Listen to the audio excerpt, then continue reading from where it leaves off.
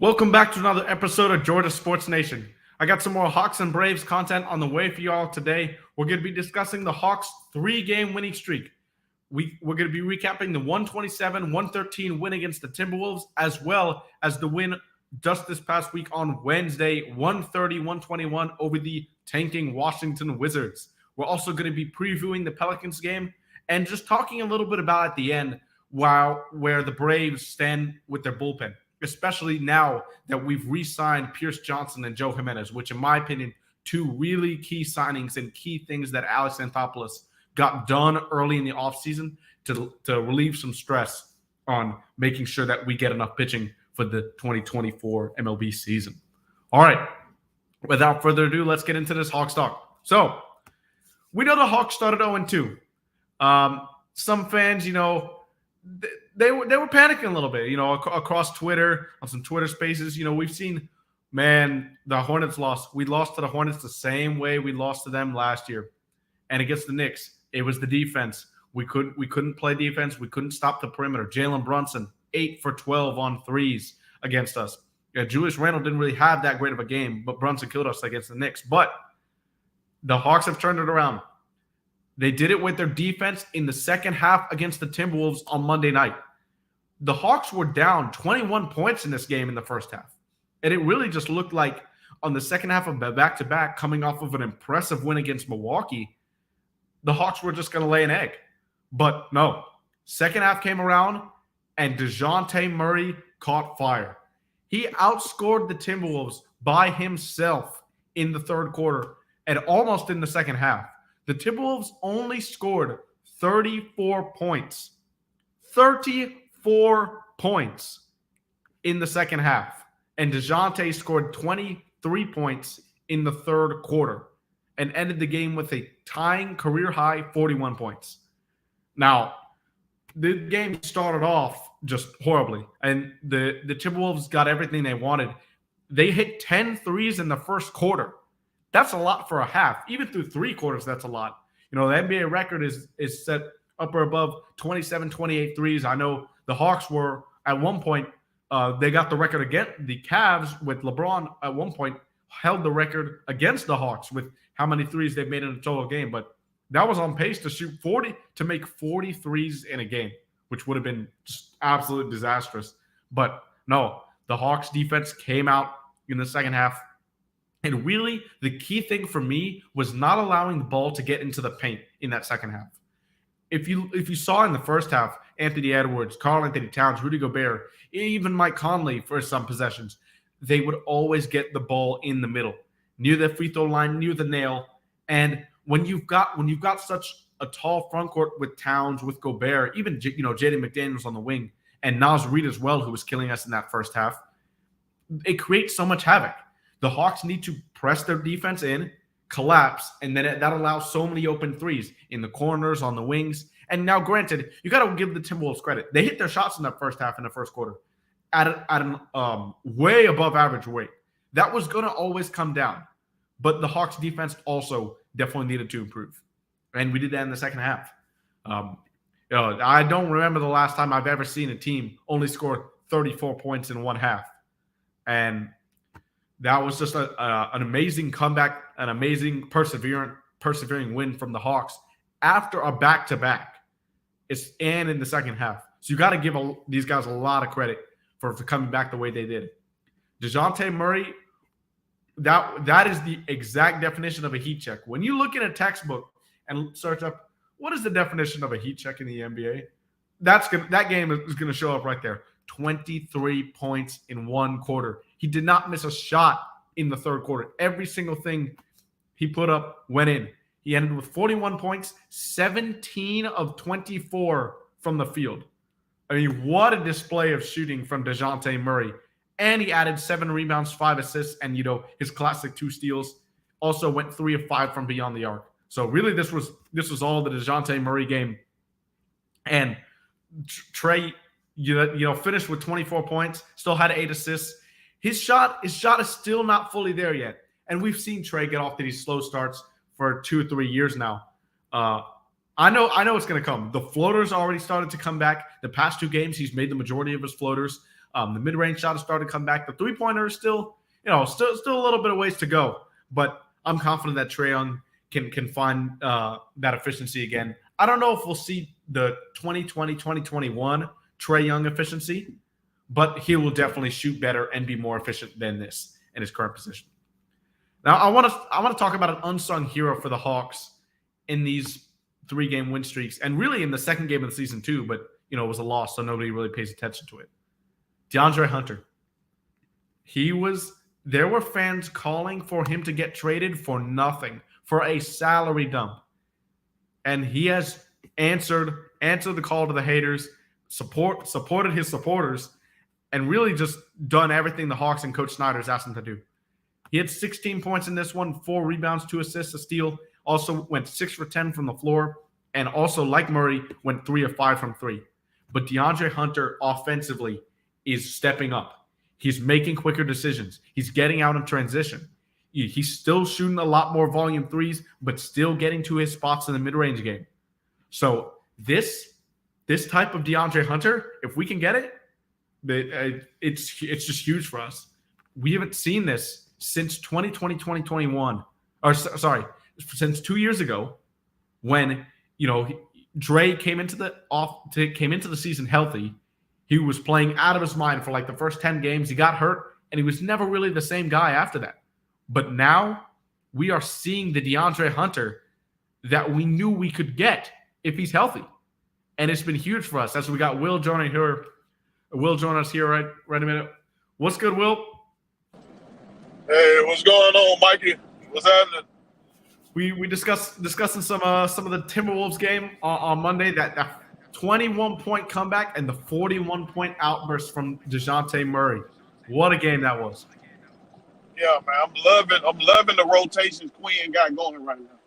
The way he alternating Jalen Johnson and Sadiq Bey. Hey, it's working. I'm loving it. And yeah. the defense this team is showing that you can tell they got better defensively. You can tell they've been working on that in the offseason. They're very active. They got active hands. You got Trae Young being a little gnat. Like I always say, that's all I need him to be. He don't need to be defensive player of the year, but he actually looked like he knew how to play defense. So, like you were saying before, his scoring ain't up like it usually be because it's a little slow right now, but the assists are on par. So he's doing his game. He's just a little slow on the shot. Yeah, and we're gonna get to one particular assist he had in the Wizards game that was just unbelievable. I know which one you're talking about. Yeah, you do. Yeah, you do know which one. But even again in this Timberwolves game, we started Jalen Johnson, and now I know there were a couple of fan reactions after Jalen wasn't announced as the starter against the Wizards. They were very upset, and I don't blame them. I mean, we were 2-0 with Jalen starting. Like, why would you go back? But for me, and like what you pointed out, Will, the starting of Sadiq versus Jalen, I think it's going to be very matchup based.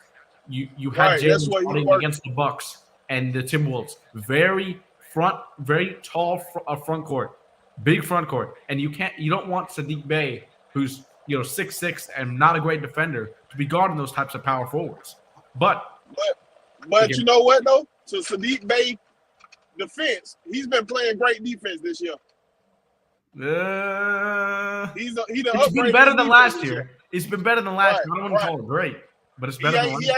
He ain't all-star worthy, but he got more effort this year. Well, he's always had the effort. I don't think it's never been a question with defensive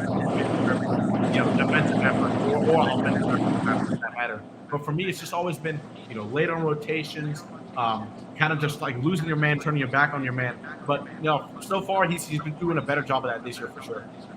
Right. But Jalen Johnson, what are your thoughts overall on him so far through these first 4 games? I'm loving the kid right now, man. I'm loving the kid right now. He's averaging. Can you hear me? Yeah, I can hear you. Okay, I'm loving the kid right now. He's averaging 13 and 10. 13 is almost 10, 7.8. But yeah, I think we lost you. Will, you there? Yeah, I think Will has Will has gone into the matrix. But I'll finish this all right here. Yeah, Jalen Johnson, man, he's been doing everything that was asked of him this offseason, asked to translate his full court game into the half court. He's done that. He's been aggressive. He's when he catches the ball, he's gone. He's not sitting there thinking for a moment, okay, what should I do? What should I do? And he's launching the three ball. You know, there were a couple of times in the first few games when he first 2 or 3 games when he hesitated. Now he's not hesitating for an open look for three. When he's open, he's shooting it, and he's seeing the results. The results are coming for Jalen because if you look at his 3-point percentage right now, you know, his career 3-point percentage is 28.7. Right now, he's shooting 33%. He's shooting 33% from three on how many attempts? On almost 3 attempts per game. So huge boost for Jalen in terms of the offensively, and we know what he can bring defensively. So been a really good start for Jalen. Going back in a little bit more in detail into this Timberwolves game. In the first half, I don't think the Hawks just came out there with enough energy. I mean, we've seen this type of slow start for the Hawks for a lot. And granted, it was on a back-to-back. They had to travel from Milwaukee to Atlanta, but still, you know, they didn't start this game off with a lot of effort, especially in the defensive end. In the second half, it just completely switched up. They had the momentum the entire second half. But, you know, the Hawks were down by 19 at halftime. And 19 points is a big lead, but it's still manageable. You don't want to get all that back, and you don't try to get all that back in one quarter. I was on the watch along with We Talk Hawks TV, and we were saying, you know, you get this by 10 points at the end of the third quarter. You know, maybe you can come back in this game, and they got the whole lead in the third quarter. I mean, we ended the third quarter tied going into the fourth, and we went on a 38-19 run in total in that third quarter. I mean, what a turn of events in that game. Will, you there? There? Oh, no, I don't think so. But yeah, man, for the Timberwolves, Anthony Edwards had a good game. It seems like he always kills the Hawks. Obviously, you know, from Atlanta, went to Georgia. Dominique's seen him a ton. I'm sure he had a family and friends at the game. He had 31, 7 and 5, and he shot 13 and 21 from the field and 5 of 8 from three. But here's something that's interesting. You know, he had 5 points in the second half. He had 6 points in the second half. He had 25 at halftime. That's a lot of credit to DeAndre Hunter there. A lot of credit to DeAndre Hunter in terms of what he did defensively in the second half against them. You know, Mike Conley was pretty much a non-factor. Rudy Gobert, 14 and 13, he's going to do what he does. 2 blocks as well. So the Hawks had to contend with a Timberwolves team that has looked pretty decent so far. But they completely blew them out of the water in the second half, earning a blowout victory. Mikey. Yeah, now I can hear you. You got me? Yeah, I can hear you now. Yeah, man. I don't know what that's Cutter. That's Dirt Cutter. But yeah, like I was saying though, man, like the kid been averaging 13 and 10 for the season. He's giving you what you need, what we wanted John Collins to give us. Which he seems to have right now going with the Jazz right now. He's averaging a little bit. Yeah, JC's playing really well with the Jazz. Happy for him. Well, how you feel about that? But yeah, like, man, so it ain't like we dropped off any because he's giving us defense also. So he's giving us I think he's giving us a steal and like a block and a half a game. Yep. So yeah, like he's giving us pretty much John Collins numbers. So like I'm loving it, man. I'm loving this. I'm loving the rotation of the D. The only thing I'm not liking, I wish he opened up the depth a little more. He only runs like a 9-man front, a 9-man. The thing is, if you go past nine men, who are you taking minutes away from? Like, so for example, in this Timberwolves game, you had DeJounte Murray play 40 minutes because, you know, he was absolutely on fire. He played the entire second half. But the thing is, we don't have a true point guard when Trae Young is on the bench. No, DeJounte Murray's a true point guard. He's just not as good as Trae, but he's a true point guard. So that Patty Mills, I would love to see Patty Mills out there. He's a good 3-point shooter. So like, Get Patty Mills a couple minutes.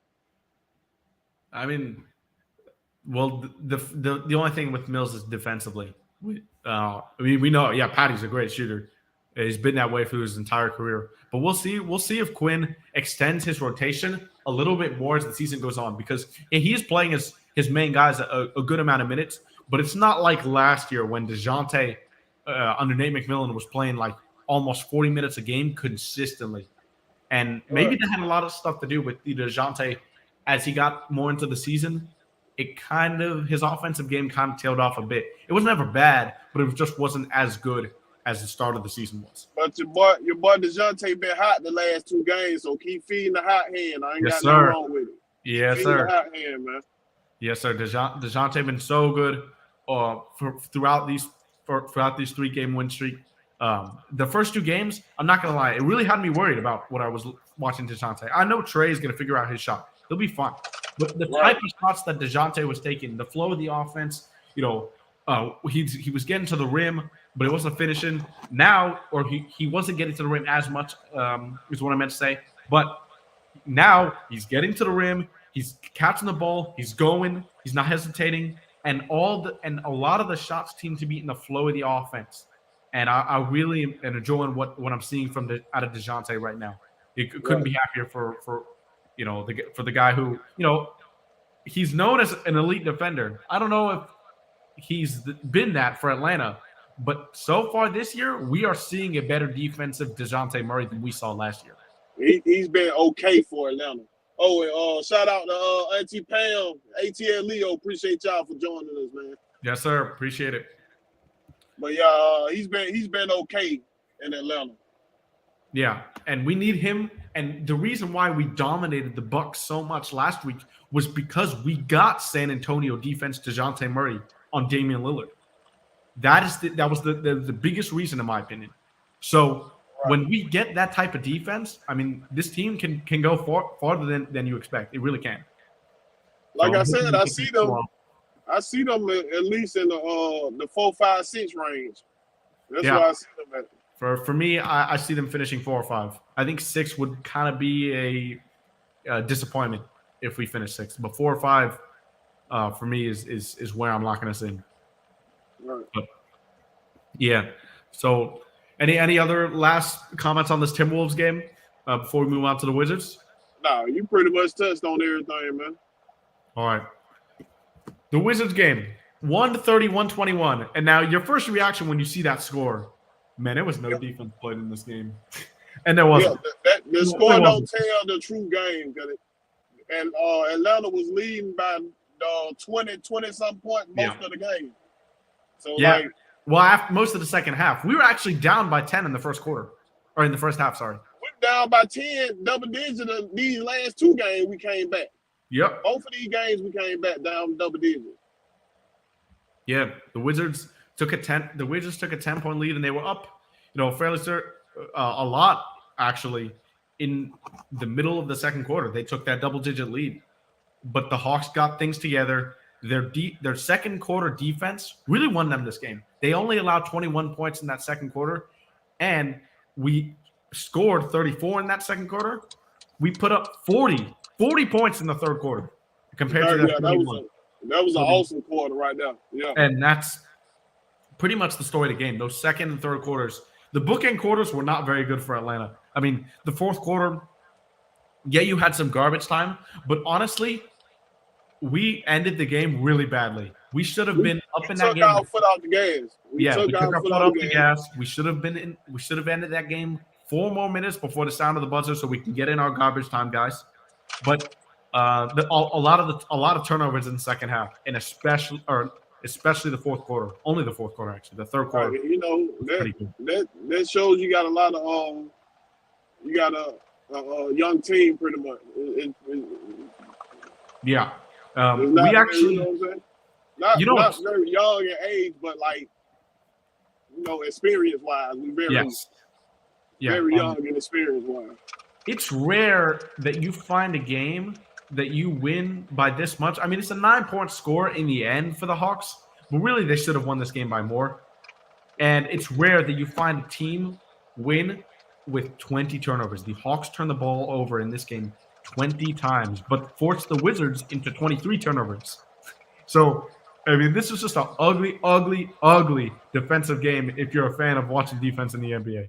But hey, an ugly win is always going to be the best because you're going to have a lot of learning points. I'm sure Quinn, and you heard him in the post-game presser, he was not very impressed with the defense. You know, it's good to win in this league. It's hard to win in this league, is what he said. But there are a lot of lessons and a lot of things that can come out of this win, and that's the best type of way to learn a lesson with a win. Yeah, you learn a lot out of ugly wins, man. Yep. You learn what they usually say. You learn a lot from a loss, but you learn even more from an ugly win. You know what I mean? Because it's like you got the win, but you still got stuff you need to improve on. So Yeah, I completely agree. Yep. That's why when we started the season 0-2, I didn't get really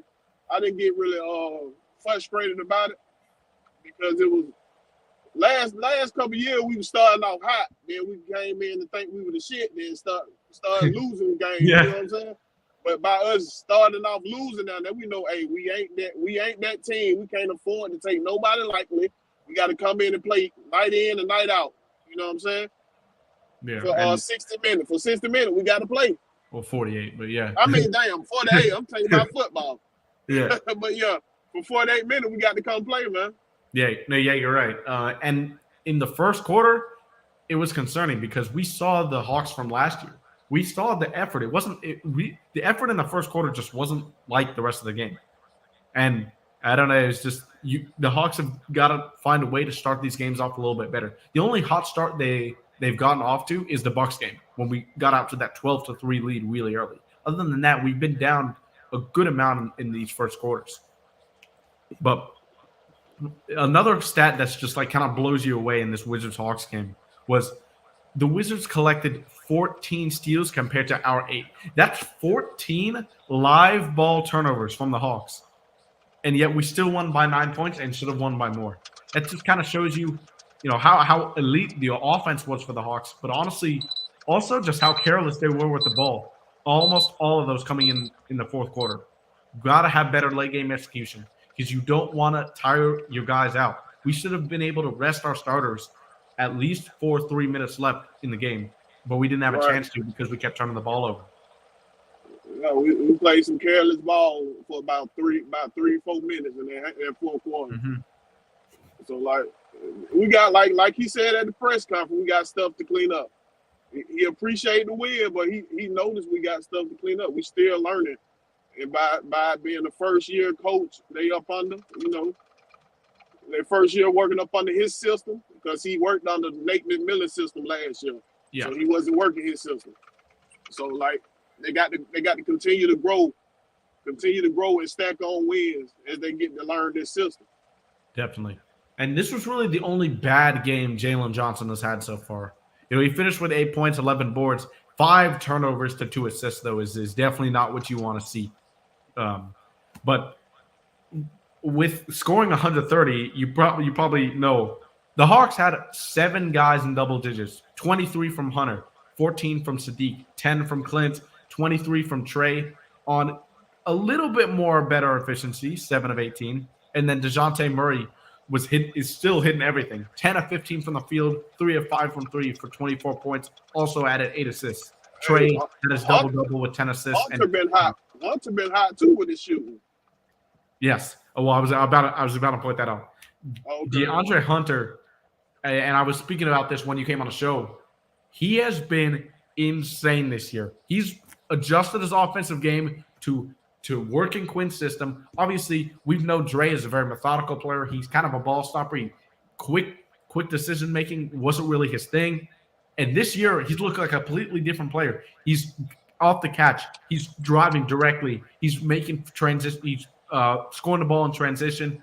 He's getting to that mid range, but still shooting the three that he talked about. He still can't dribble, but he ain't hesitating though. He can't dribble worth nothing, but he ain't hesitating, man. We're getting the DeAndre Hunter that we need night in and night out so far this year, and it's huge for this team. Oh, and that's the point I wanted to point out right now.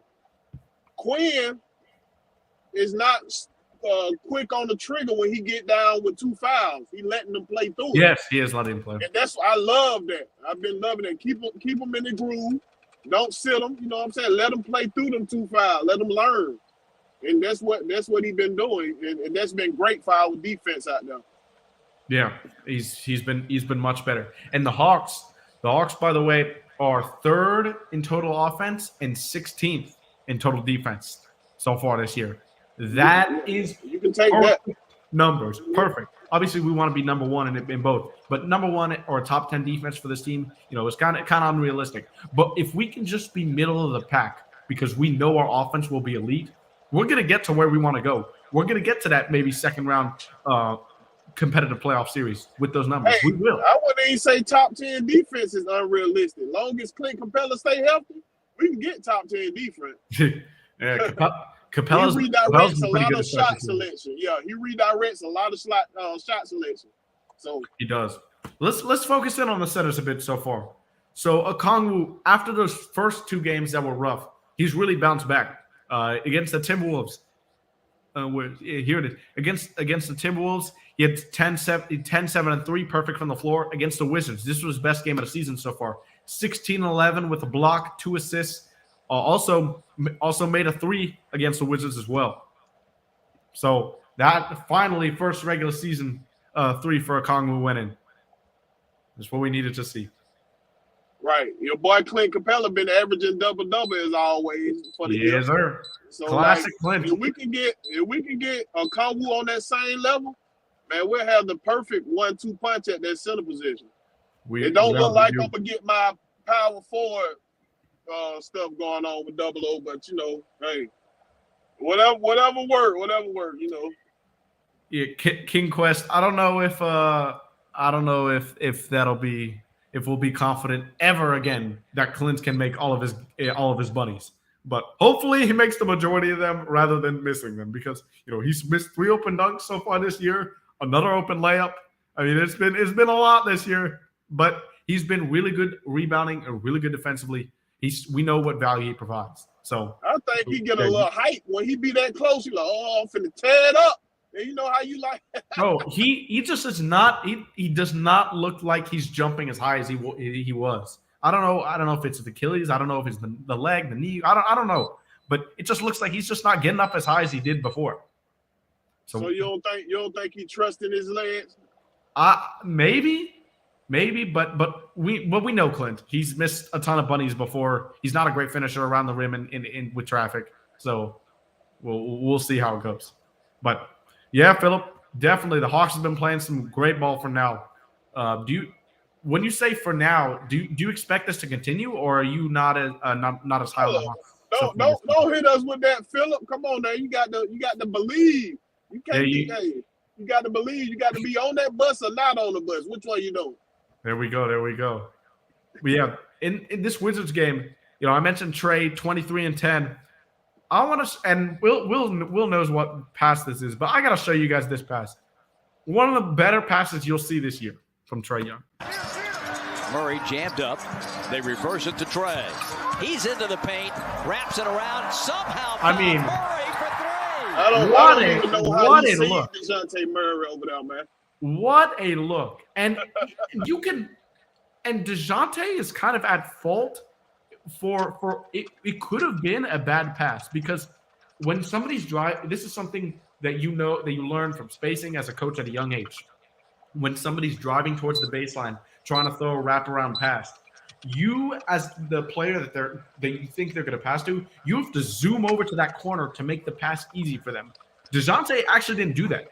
If you look, DeJounte stays on the wing. He's actually at the nail. And if you would have been at the corner, it would have been way easier for Trey to make that pass. But Trey is able to wrap it around with Scala and just hit DeJounte right in the shooting pocket. When I was actually at the game on Wednesday, and when I saw that was just a beautiful pass. The Wizards bench had some surprise reactions to that too. That was pretty funny. Well, yeah, he didn't make it easy for Trey, but Trey, like the superstar he is, made it work. You know what I'm saying? Yep. And he said Steve Nash his favorite player, so hey, he was trying to show out with them assists out there. Yeah. And nobody for me right now has just really been terrible to start the season. I think Sadiq hasn't been as good as we had hoped, or at least as I had hoped for me. But I'm gonna say is Bogdanovic. How high he was in the tournament this off season, I was thinking he was gonna give me a little bit more scoring. He's been in single digit. He's been in single digit.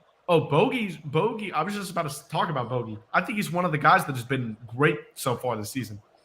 He's not going to be the number one option ever on the floor because DeJounte or Trey is always going to be on there with him. But as a secondary playmaker, he's been great. Doesn't turn the ball over a lot, and his 3-point shot, we know that is always going to be there. He started off the year really well, and he's had what he averaging for the year. 12 points, 2 rebounds, 3 points. Okay, well, that's what I expect from 12. Okay, I thought he was doing a little bit worse than that. No, he's been really good to start the year. He's shooting 36% from 3 on a little bit over 5 attempts per game, and that's what you want to see from Bogey. Get up those threes and make those threes. That's what he does. Well, that just shows you how much tougher the NBA is than these little tournaments they do in the off season. Because this man was averaging over 20 points over there. He was averaging way over 20 points. Well, yeah, it's different. I mean, with the Serbian national team, he's the number one option when Jokic doesn't play, and Jokic wasn't playing. He's the number one option, so it's a big difference. Philip says, remember that they're playing some good ball for now. They're playing together as a team, but we all know that occasionally Hawks doesn't show up at times to compete. Yeah, that's true. And I think one of the biggest reasons they are doing that is Quinn Snyder. I think he's the coach for this team. He really is. And y'all know how much the brain to tell it out. Y'all know how much I really like Quinn Snyder and defend him a lot. But I think he's done an amazing job. I think he's been the coach that we need and that Trae Young needs too, because this shooting is rough. He's gonna figure it out, but this shooting's been rough. But you still do not want Trae Young hesitating when shooting. I've seen a lot of people saying, okay, Trae, your shot's not going down. Stop taking threes. We can't have you shooting so many threes. But if the defense gives you an open 3-point shot, Trae, shoot the ball. Shoot the ball, please. We cannot have our number one option being hesitant to shoot the ball. We cannot have that. Right. I don't care about them jacking up threes. I care about you taking good shots. That's it. If you're taking good shots, I don't give a damn if you take a shot and miss it. But that's the main problem we had with John Collins. He wasn't taking the shot. So we was basically a negative when he out on the floor. You know what I'm saying? So I don't want Trae Young becoming gun shy because he ain't making shots. No. Yeah. You need good shots. That's all I need to take. Yeah, you need him to take all the open looks he can get. If somebody's daring him to shoot the 3, still shoot it, Trae. Don't worry about you 1 for 7, 1 for this, 1 for that. Because the moment that Trae Young hesitates to shoot, this team is in trouble. Do you agree? Yeah, for sure. The team go as far as Trae Young goes. Yeah. He might not been scoring, but his assists been double digits. So if he's not scoring and he's not giving assists, then we got a problem. But he's still been aggressive. He might not be making all his shots. He's been aggressive toward the basket. He's been aggressive pulling the trigger. You know what I'm saying? But like I said, as long as he's taking good shots, I have no problem with him taking shots and missing. Long they are good shots. But the problem I have is you just taking half court shots or something and just be chugging it up there. Ain't nobody up on the rim there. Yeah, I don't like that too much. Give us a chance on it. Exactly. So, any other thoughts on this Wizards game before we move on? Oh well, I did want to actually discuss one thing. In this game, there were 3 Hawks legends on the Wizards: Mike Muscala, DeLon Wright, and Danilo Gallinari. Gallo, especially Gallo and DeLon. We're talking with a lot of guys. Trae and Gallo were talking for a long time. Bogey, Onyeka, and Gallo were talking for a lot after the game. So that was awesome to see. Yeah, man. And the Wizards. Oh, look, Gallo on the Wizards. Yeah. Yeah, Gallo's on the Wizards. And I thought he was on the Celtics, wasn't he? no, the Wizards signed him. Oh man. So, but yeah, those and Gallo, DeLon Wright, Tyus Jones, Landry Shamet too. Probably those are 4 guys that really don't deserve to be on that Wizards team. They're going to be bad. They're going to be really, really bad. The Wizards. You think the Wizards gonna be a dumpster fire? Oh, they already are. Yeah, it's too early for that, Mike. It's too early, man. It's too early. No, they're going to be bad. Jordan Poole has yet to figure it out so far. He hasn't had really a great game yet. And Kyle Kuzma's a great player. He's good. But let's see if the Wizards trade Kuzma at the deadline. That's going to be really interesting to see. Oh man, because your boy ain't been the same since he got punched in the face, huh? Oh, Jordan Poole. I mean, hey, Jordan Poole. Jordan Poole's got his. Man. He's a good player. Don't get me wrong. Jordan Poole's good. But the style of basketball he plays and the way he plays basketball, a lot of people don't like it, and I kind of don't like it either. It's a very. I think he got a little arrogant. That's what he got a little arrogant. That's why he's not with the Wizards right now. He was a little arrogant. Very, very Cam Thomas. But yes, they're good scorers. Cam Thomas, good scorer. Jordan Poole, good scorer. He's just struggling with a shot right now. They're going to figure it out. Wizards are going to win some games, but they are going to lose a lot more than they're going to win. All right, let's get into previewing this Pelicans game for a little bit. So, Hawks on the road in New Orleans. Brandon Ingram has been injured lately. Do not know yet if he's going to play in this game. That's the question mark right now, Mikey. We always have trouble with Ingram. Ingram always have a big game. Now Williamson don't do that. But Ingram, he always usually. I actually disagree. DeAndre Hunter has had some games against Brandon Ingram where he's locked him up. DeAndre Hunter's been very good against Brandon Ingram. I think it's the opposite. Zion has killed us. It's been when he's on the floor, when he's not injured at least. But yeah, for me, you can stick DeAndre Hunter on Brandon Ingram and be okay. But we got to stop Zion from getting into the paint. That's the biggest thing when you face the Pelicans. Biggest thing for me. So hey, maybe this the time. Maybe this the time to put Double O at the power forward. Yeah. Southside at the power forward. Double O at the power forward. Now, bruh. We might play Jalen. No. Actually, you probably won't. Maybe we'll see who starts at the 4. But for that to happen, that means Quinn got to open up his roster a little bit more then, because you're pulling off your backup center. Yeah, but you might see Onyeka at the 4 and Clint at the 5 against very specific matchups. You saw it for a couple minutes against the Bucks, but that's been the only time this season.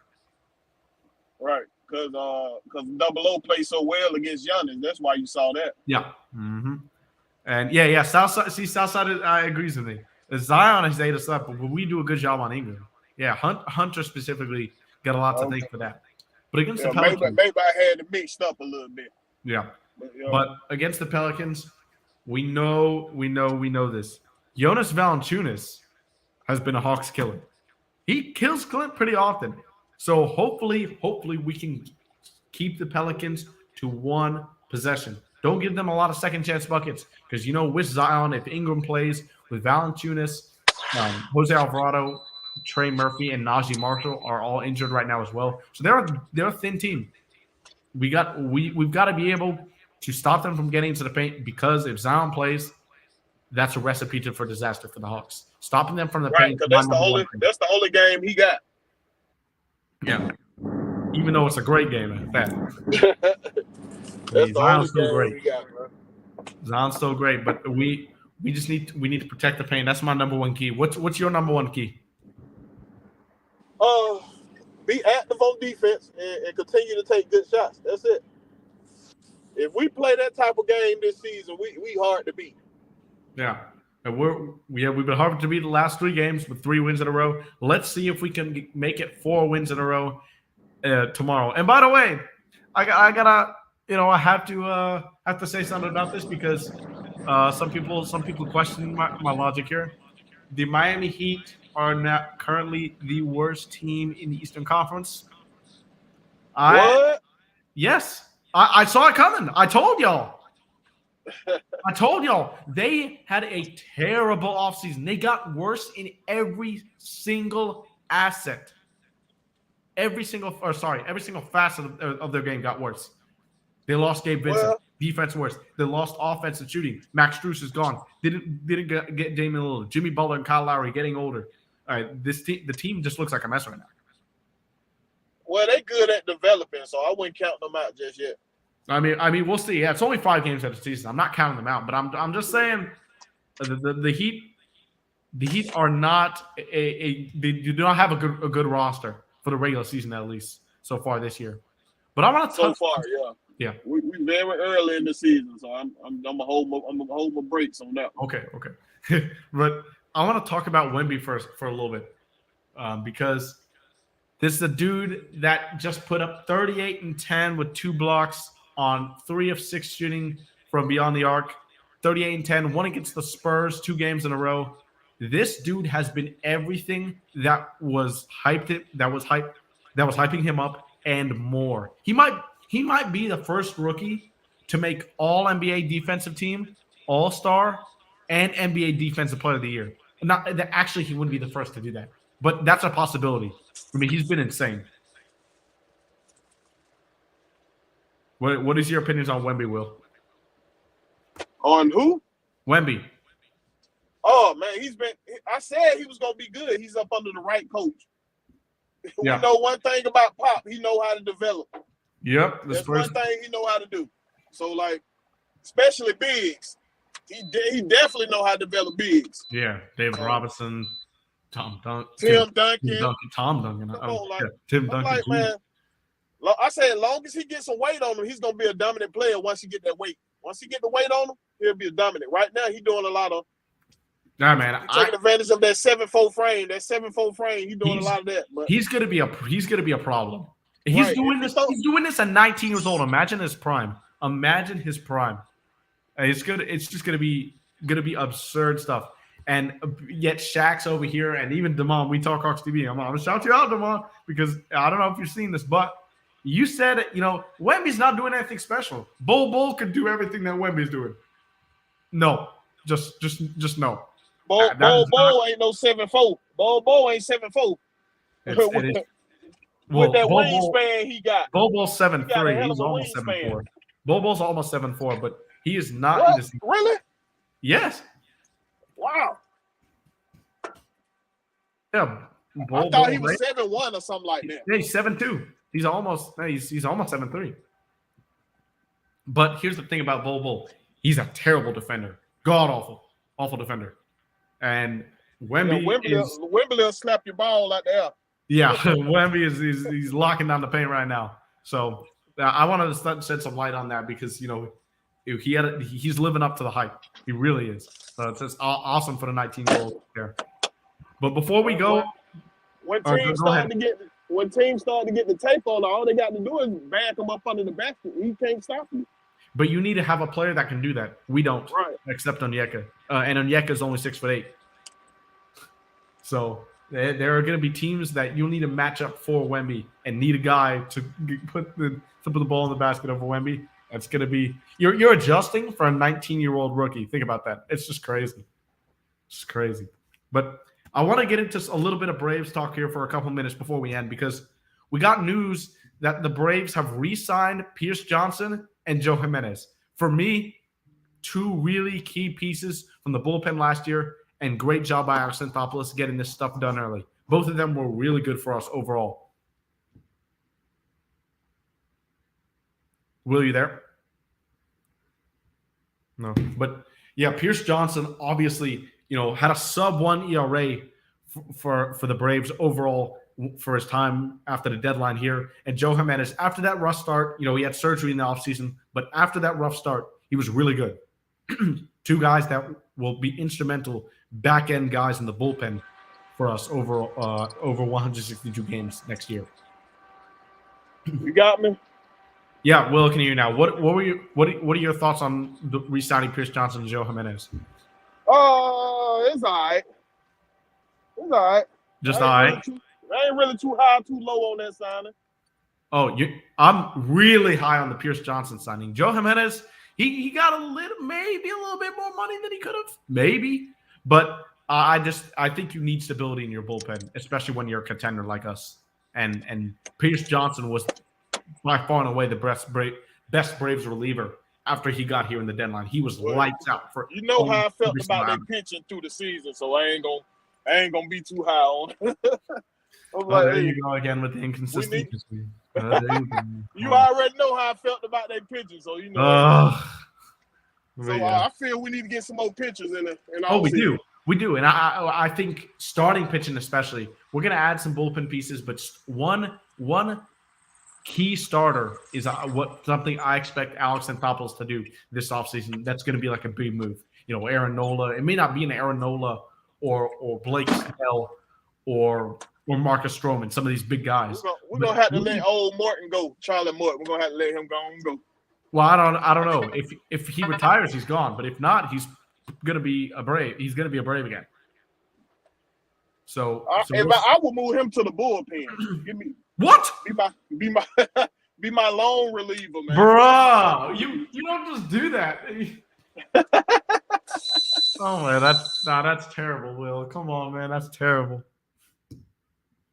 But yeah, I think in my opinion, Pierce Johnson, great signing. Jimenez was a good signing, not great, but still a piece we definitely need coming out of that right side of the bullpen to add to Minter. And we might see Matzek back this year. We don't know what we're going to get out of him. So let's see it in spring training, and see how it goes. Any final thoughts before we wrap it up there, Will? How about Will Smith winning 3 straight World Series? Yes, sir. Will Smith with the Braves, with the Astros last year, and now with the Rangers. 3 straight World Series. Maybe we need to go sign him. We need to go get him. Yep. Yeah, we should go get Will Smith for sure. He's the MLB's Patrick McCall. He that good luck charm, man. We might need to bring him on back. There we go. And by the way, speaking of bringing back Jorge Soler. Oh yeah, Double A, get on the phone right now. Get on the phone right now, Double A. He's a free agent. I think he'd actually be really good for us in left field. I do. That'll solve our problem at left field, right? If we can have Rosario to come in like as a relief. Yep. Yeah, I think Jorge Soler actually fits us a need very well. So we'll see how that goes. But yeah. But with that being said, we're gonna end it right there. Thanks for tuning in to another episode of Georgia Sports Nation, guys. Don't forget to tune in next week, Friday, 6 p.m. Eastern. If you're on YouTube, don't forget to like, comment, and subscribe, and we'll see you guys next time. Peace.